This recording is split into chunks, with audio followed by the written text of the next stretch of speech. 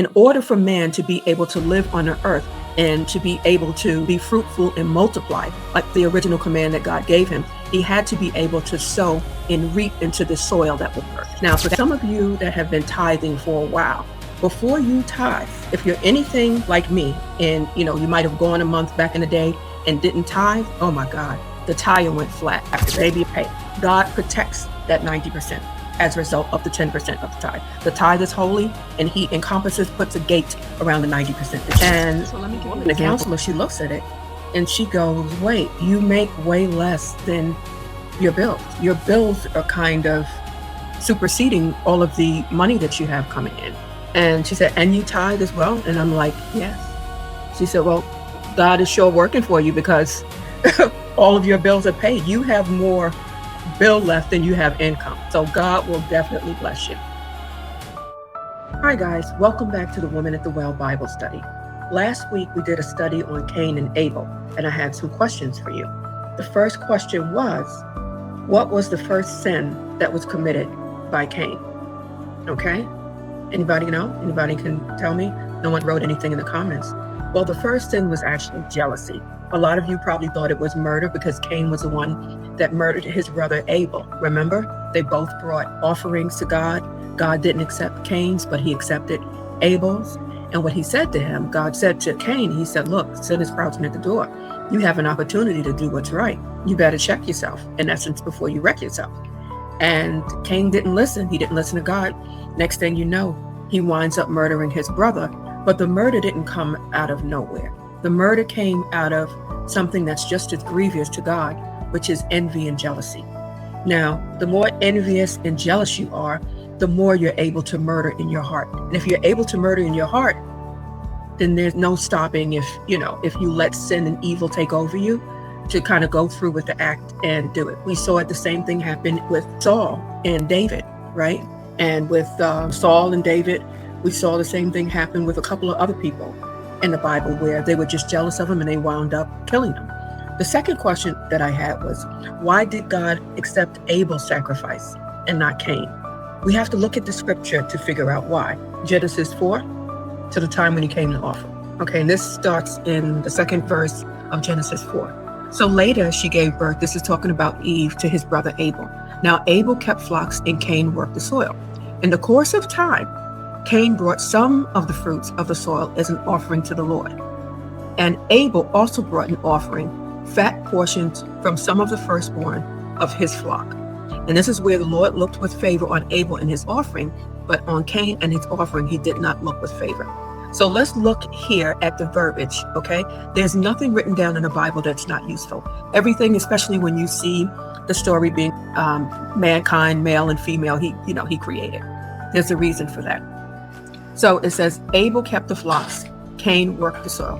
In the course of time, Cain brought some of the fruits of the soil as an offering to the Lord. So whenever we give to God, you have to look at the first fruit offerings, and we'll learn about that at some point. The Bible says to bring your tithe and first fruits. Your first fruits is what you make first. So let's say you made $500 a week, right?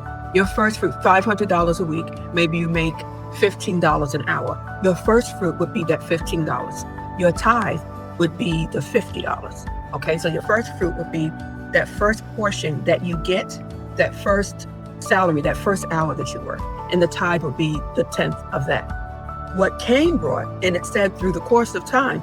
So Cain was just sitting back like, you know what? I'll give God an offering when I feel like. For a lot of you that tithe, I know I tithe, and you're supposed to tithe on the first of the month or as soon as you get your check, depending on how you tithe. Some people tithe weekly, some people tithe once a month. When you first get your check, you're not supposed to go and spend everything that you can spend. Go buy your shoes, go buy your clothes, go buy your jewelry, all the things you work, you want, do all of that stuff first, and then give God, like, let's say a little $20, give him some chump change, a little $5, a little $10 at the end. That's not acceptable. That's what Cain did. But Abel, it says, gave the fat portions of the first fruit. He didn't wait till the end of the month to give God his tithe. No. As soon as he got his money, he said, you know what, God, you honored me. You allowed me to get out here and work every day. I'm able to get good food to eat, so I'm going to bless you with it. It's because of you that I have breath in my body, that I'm able to be healthy. I'm able to get up every day. I'm able to work, and I'm able to take care of myself and take care of my family. He recognized that, so he actually put God first. So Abel was the one that gave the best and the first, and he didn't wait until all of his fruit and vegetables was getting ready to sour before he decided he was going to bring God some food. It sounds like that's what Cain did. And he just gave him some. He gave him what he wanted to give him. No, you give God the best. You give him the first and you give him the best. So that's why God honored Abel's sacrifice and not Cain's. The third question was, what does Cain and Abel have to do with the tithe? Is there anything in there regarding the tithe with Cain and Abel? Yes, it was. Now, the tithe wasn't mentioned specifically in the Bible until later on. But we have to imagine, since the curse and the land was cursed as a result of what Adam and Eve did, that God put in a rescue plan. He always puts in a rescue plan because he's good. If he didn't create sowing and harvest time, sowing and reaping, then man would have starved, because Satan hates man. All right. When he tricked Adam out of the dominion that God had given him after Adam committed treason and ate that fruit, Satan was like, okay, now you're under my control. You eat when I tell you to eat. And if you remember the curse, God said, now by the sweat of your brow, you're going to have to eat. You're no longer going to be able to go to the tree in the midst of the garden and pick a banana and eat it, pick a strawberry and eat it, a blueberry. Now you're going to have to work hard to get your food. Okay, so that was part of the curse. But remember, Satan, his job is to steal, kill, and destroy. That's what the Bible says. So there's nothing about him that wants to give you life. So if he can take you out, the sooner he can take you out, the better, because he already claimed the earth is his. So in order for man to be able to live on the earth and to be able to be fruitful and multiply, like the original command that God gave him, he had to be able to sow and reap into the soil that was cursed. That's where sowing and reaping came in. So I believe Adam and Eve they had to tell their children, with the Levitical priesthood and just the Old Testament, the way that the Israelites were raised back in the day. They had an oral tradition that was passed down. Okay, these are the things that you do. These are the things that you don't do. So I'm sure the first fruit in the tithe was mentioned. And we have to look at Exodus 23 to see that. So verse 19, and this is God's laws that he's given the Israelites. Bring the best of the first fruits of your soil to the house of the Lord your God.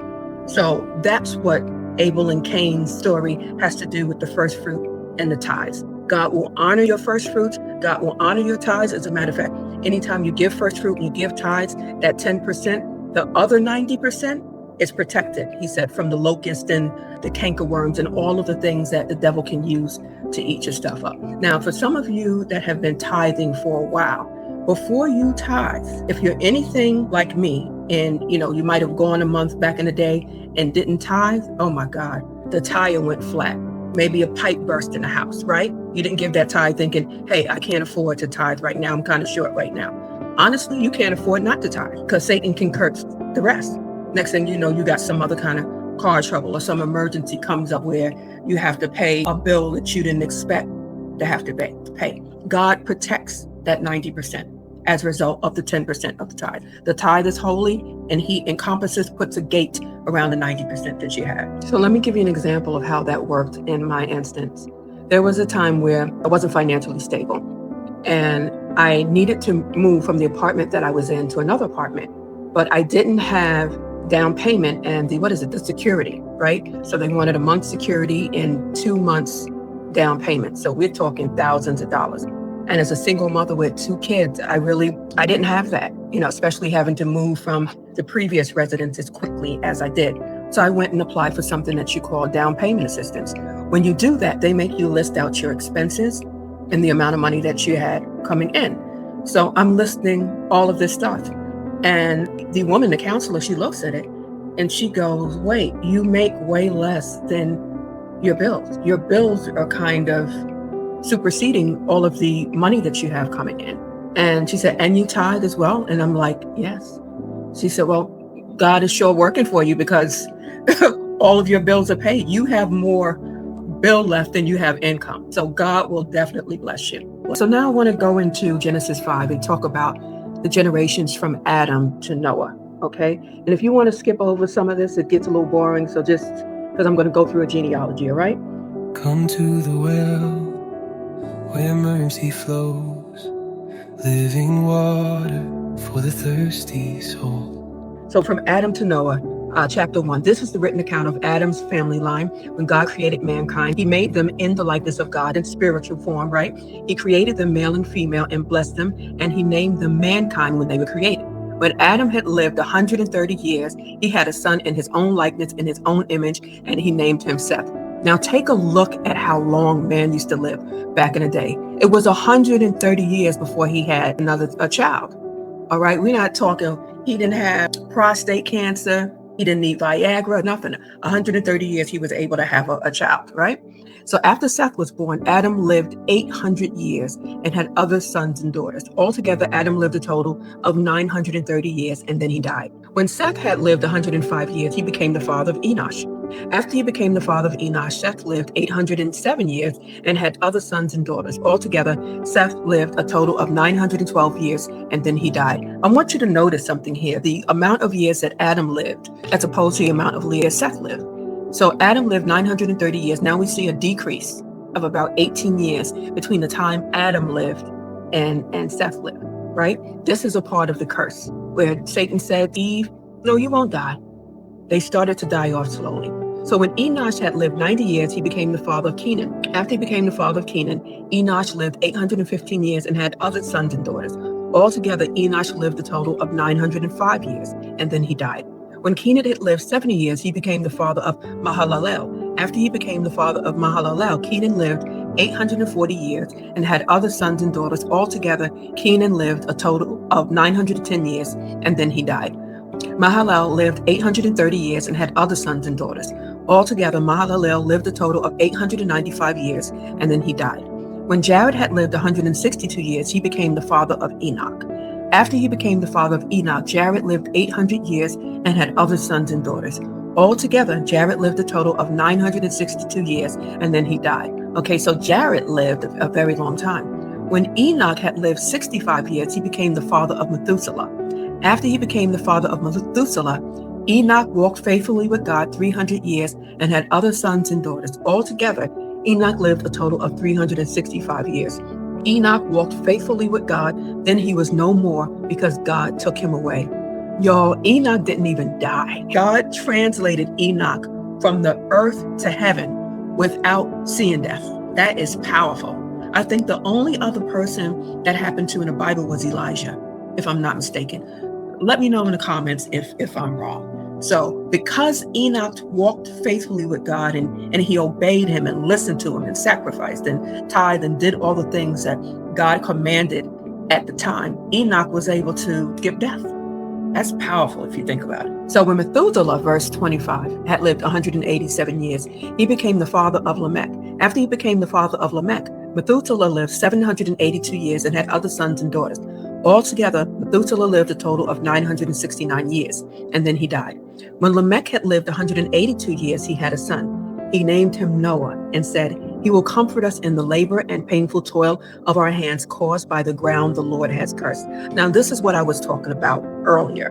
Because of the curse, the transgression of Adam and Eve, man had to work hard to eat. There was no easy harvest. There was no easy time. There was no figuring out your purpose, what you were called to do. I mean, they had like 900 years to do so. So I'm sure some of them figured out their life and purpose. But when you're stuck having to make a living to take care of your family, having to work hard and do things that you don't really want to do, then you don't really have time to figure out your purpose, to live in purpose.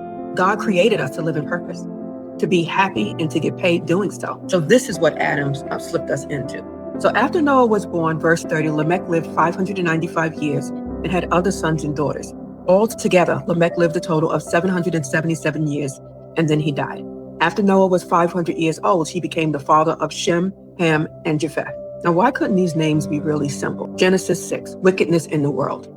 When human beings began to increase in number on the earth, and daughters were born to them, the sons of God saw that the daughters of humans were beautiful, and they married any of them they chose. Then the Lord said, "My spirit will not contend with humans forever, but they are mortal. Their days will be 120 years. This is when life will shorten." When you look here at the sons of God, they're not talking about regular men. The sons of God were actually, and you have to read the book of Enoch and even some chapters in Job about it. And even in Revelations, there's some mention of the sons of God. The sons of God are what the book of Enoch called watchers, or they were angels. Okay, these are people that were sent on the earth to protect mankind, to watch over mankind. They had no business intermingling with flesh, with human flesh. So when these angels went in and had intercourse with females, with these women, they created a race of giants that today we call Nephilim. So this is where God says, you know what? My spirit won't always be with man. This is when he saw that the race that he was created became perverted. And if the race is perverted, then his plan to bring redemption to man can stop. So he had to correct that. And we'll go into detail about that in the future. So this was when man's life was shortened to the span of about 120 years. Now, in rare cases, you'll see people that live 130 years. Maybe they're in the Amazon forest somewhere, or some land that's not really inhabited by other people, and they've never had diseases and that sort of thing. But for the most part, mankind lives to about 120 years.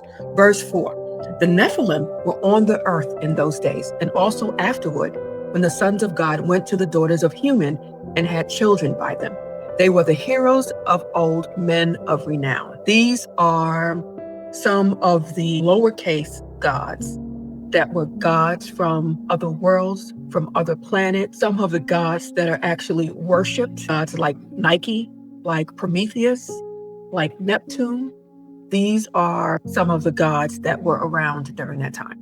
So even when you look at mythology right now and you think that mythology is something that was fake, I used to think that it was fake until I started doing some more research and finding out that these figures that were created, the Nike and the Prometheus and all of these things, were actually demonic entities, whether they were giants like the Nephilim or just gods from other planets or from the underworld or what have you.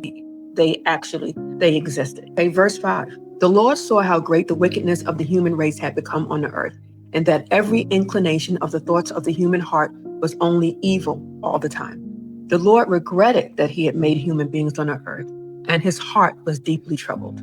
So it shows you here that God has such a heart for mankind. So the Lord said, I will wipe from the face of the earth the human race I have created, and with them the animals, the birds, and the creatures that move along the ground, for I regret that I have made them. Now, I don't have any revelation about why he regretted that he made the animals. That I don't know. But Noah found favor in the eyes of the Lord. Now, this is the account of the flood. Noah was a righteous man, blameless among the people of his time, and he walked faithfully with God. Noah had 3 sons, Shem, Ham, and Japheth. Now the earth was corrupt in God's sight and was full of violence. God saw how corrupt the earth had become, but all the people on earth had corrupted their ways. So God said to Noah, I am going to put an end to all people, for the earth is filled with violence because of them. I am surely going to destroy both them and the earth. So make yourself an ark of cypress wood, make rooms in it, and coat it with pitch inside and out. That just means make it waterproof. This is how you are to build it. The ark is to be 300 cubits long, 50 cubits wide, and 30 cubits high. Make a roof for it, leaving below the roof an opening, 1 cubit high all around. Put a door in the side of the ark and make lower, middle, and upper decks. God was very specific when he told him what to do. I'm going to bring flood waters on the earth to destroy all life under the heavens.